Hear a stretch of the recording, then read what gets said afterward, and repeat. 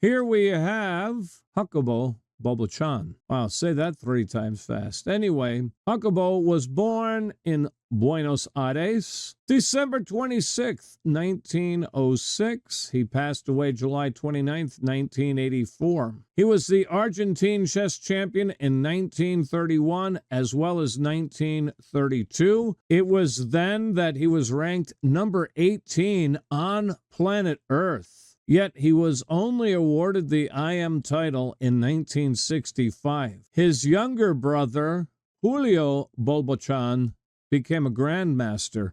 His younger brother was born like 14 years later, so 2 brothers of 2 separate generations, both really strong. I mean, you don't get to be national champion without being strong. Bobby with the usual e4, and Jácobo with a Sicilian defense c5, knight f3. We get the so-called old Sicilian with knight c6, d4, and we get an open Sicilian.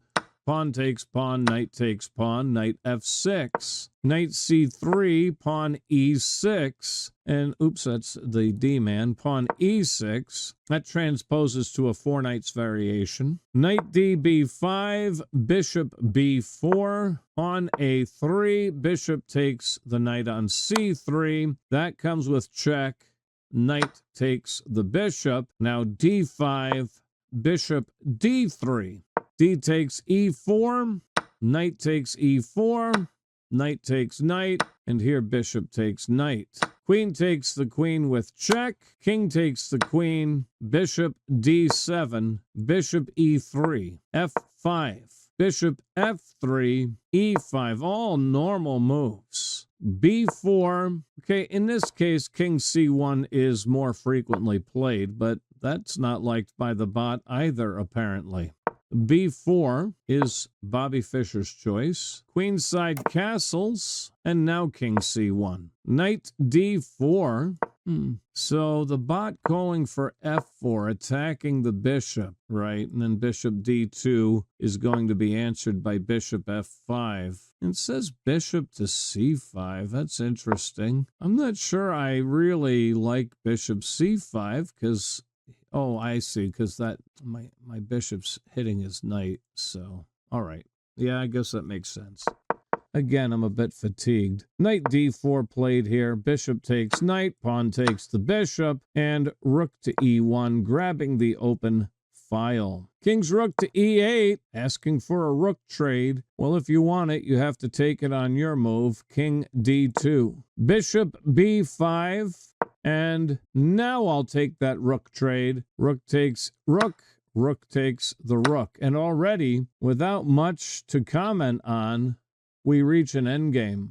Here a4 is played, hitting the bishop, bishop c4, rook c1, king b8, an unusual move to move away from the center in the endgame. c3, pawn takes the pawn check, rook takes the pawn, and I guess that's the point, is he didn't want to be in line with the rook.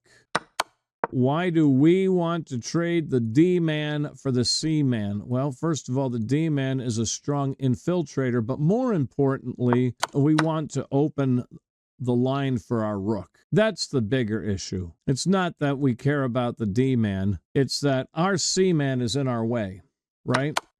Our C-man is an obstacle to our rook, and therefore we want to trade it off so that our rook is no longer obstructed. Bishop f7, a5. Here rook e7 was tried. b6 interrogates our a-man and also controls the c5 square, so that would prohibit my rook from coming there.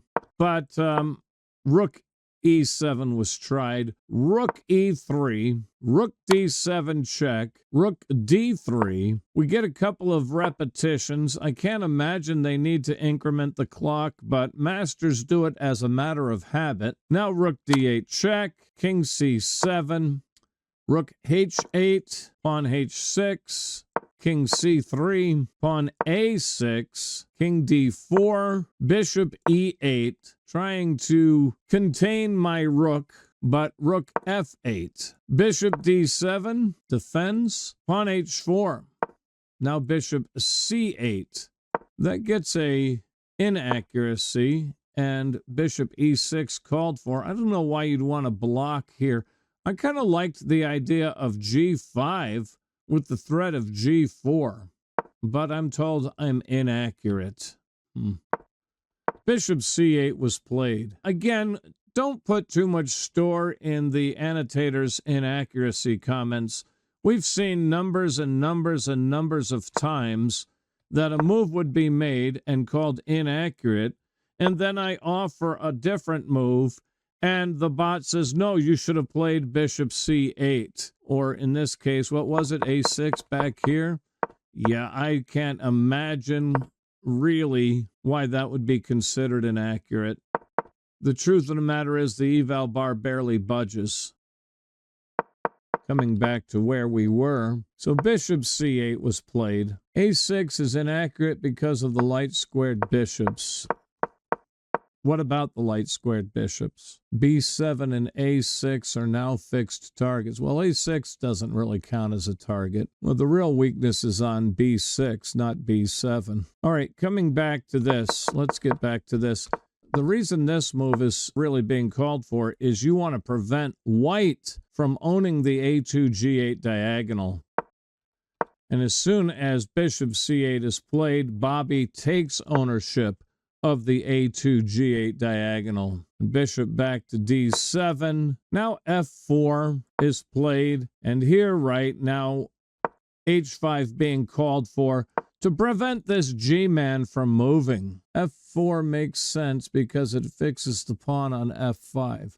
Yeah, the thing about this is this fixes two pawns. This fixes two pawns in place.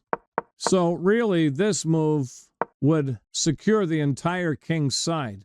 This pawn can't move anyway because of our rook. So f4 was played, and now g6. Getting the big red X. Black's best try was to get behind our forces with his rook.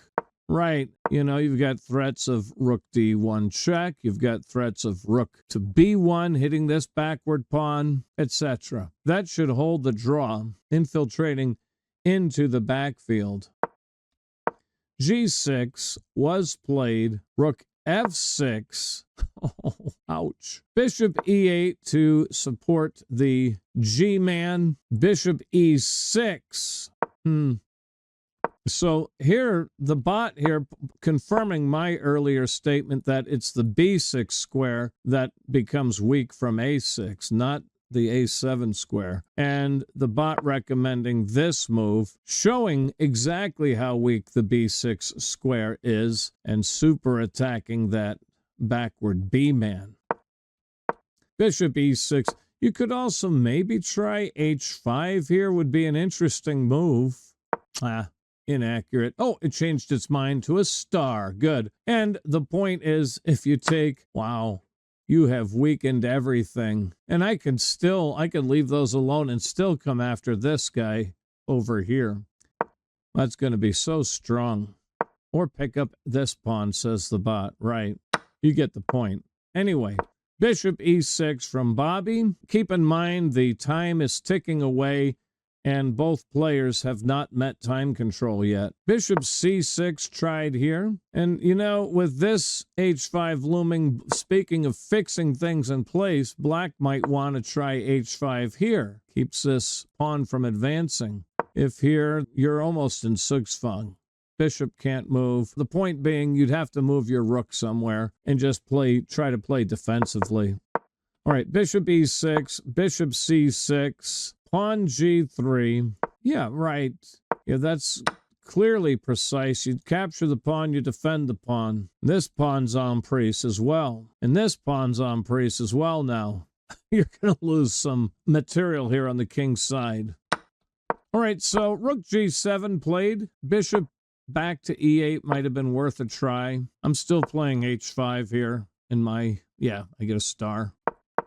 Rook g7 was tried, king e5, and look how white is just gradually moving up the board, gaining more and more territory.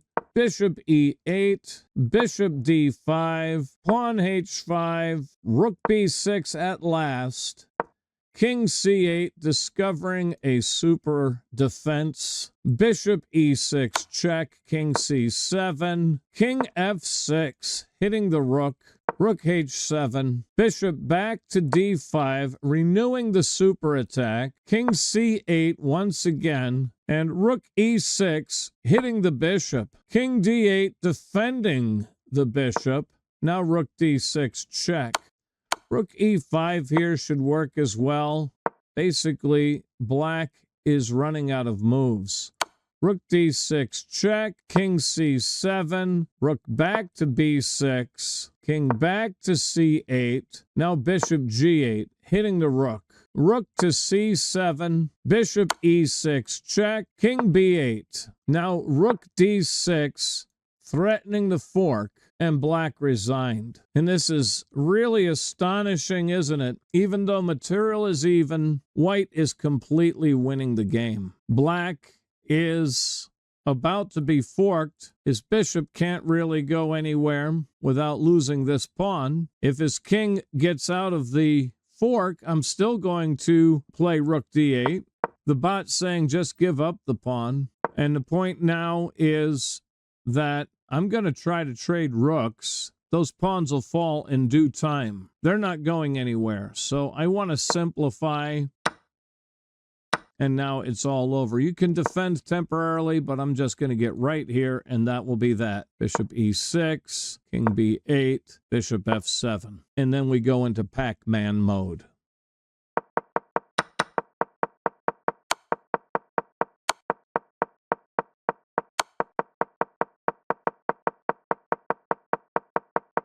The real weakness is the weakness of the b6 square here. I mean, the eval bar's still equal. He should still really draw this game. He missed his chance on move 35. After f4, really, rook e1 holds everything together. Black should be able to draw from here.